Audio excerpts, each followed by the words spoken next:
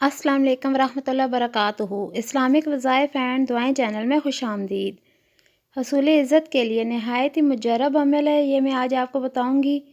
اگر کوئی شخص آپ کو بدنام کرنے پر تلا ہو اور آپ کو اپنی عزت کا خطرہ ہو تو آپ نے اس دعا کو صبح شام 41 بار پڑھ کر اپنے اوپر دم کر لینا ہے۔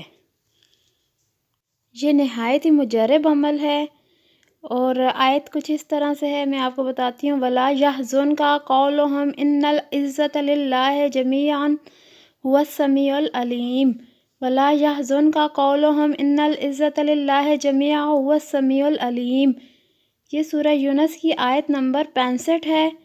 آپ نے یہ 41 بار صبح شام پڑھنی ہے اور اپنے اوپر دم کر لینا ہے۔ ترجمہ اس کا ہے، اور تجھے ان کی بات غمگین نہ کرے، بے شک عزت سب اللہ ہی کے لیے ہے، وہی سننے والا جاننے والا ہے۔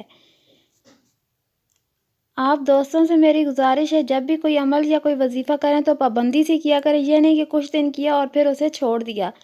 اور نماز کی پابندی کریں، 5 وقت کی نماز کی مکمل پابندی کیا کریں، اور جو بھی وظیفہ یا عمل کریں وہ مکمل یقین اور اعتماد کے ساتھ کریں، تو اس کے زیادہ سے زیادہ فوائد آپ کو حاصل ہوں گے۔